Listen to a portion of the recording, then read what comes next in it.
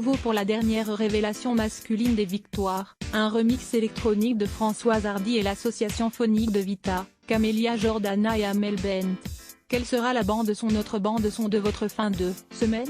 Non, non, non, vous n'échapperez pas à Jordana, Bent et Vita. Camélia Jordana, Vita et Amel Bent, trio auquel on ne s'attendait pas vraiment, sortent leur album en commun, Sorore, sœur en latin. Un opus fait de reprises de morceaux des trois chanteuses, mais aussi d'autres artistes français.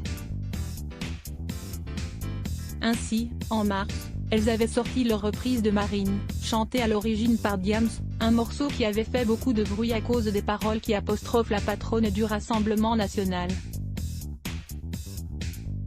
Cette fois, ce sont des titres moins polémiques que dévoile le trio féminin, avec notamment une version plus soft du tube de Camélia Jordana sorti en 2011, Non, non, non. C.B. à voir aussi, Non-Stop People, Amel Bent, ses rares confidences sur ses brouilles avec Vita et Camélia Jordana à bon entendeur, pour rythmer l'été 4 ans après le succès de leur tube, qui nous avait fait danser tout l'été, Le temps est bon. Le trio français électro-spécialisé dans les reprises propose un nouveau titre que l'on imagine déjà rythmer nos vacances, Le temps de l'amour.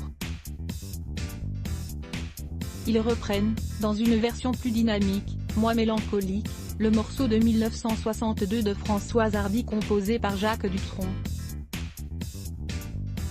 Un coup de jeune pour ce tube qui inspire décidément les artistes. Après Vanessa Paradis en 2010 ou Miosek en 2015, C.B. Vladimir Cauchemar et Benjamin Epps, classique post-moderne né l'année précédant la mort de Notorious B.I.G. Benjamin Epps avait secoué le petit monde du rap francophone en début d'année avec deux Epps de très bonne facture, tout droit sortis du New York des années 1990.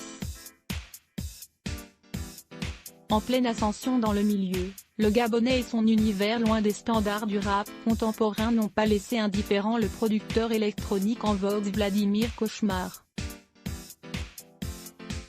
Ce dernier l'a sommé de venir poser sa voix sur son long EP BRRR aux côtés de figures plus connues des amateurs de rap, Val, Seth Gecko, Rimka, Laylo, Lefa. Visiblement très hospitalier, Vlad a composé un instrumental sur mesure pour son invité, samplant pour l'occasion un magnifique extrait de la B.O. du dessin animé culte Saint Seiya. Le flow et la technique de Benjamin Epps font le reste, et le morceau prend une dimension orchestrale puissante. À ne pas manquer.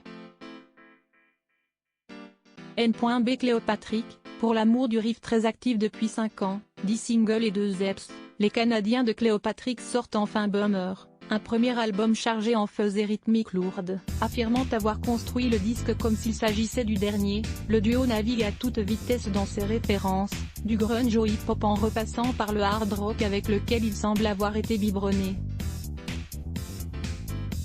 Ian Fraser, comme l'ami de Motörhead, ça ne s'invente pas, et Luke Grunts ne sont pourtant pas à la fête. Les textes torturés et désabusés du disque contrastent avec la décharge de décibels proposée. À en redéfinir l'adage, spleen, nostalgie et rock'n'roll. N.B. Hervé Sauvé déso la révélation masculine des 36e victoires de la musique, qui se sont tenues en février, revient avec un nouveau clip coloré et rêveur, dans un style 1980 assumé. Hervé nous emporte vers un monde meilleur, imaginaire et enfantin, où l'introversion est mise à l'honneur.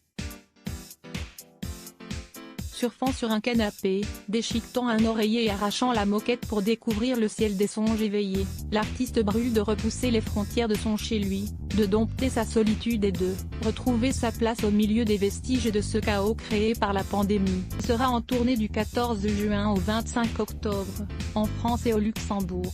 L'occasion de découvrir cet autodidacte de la scène française. @blogtest, why?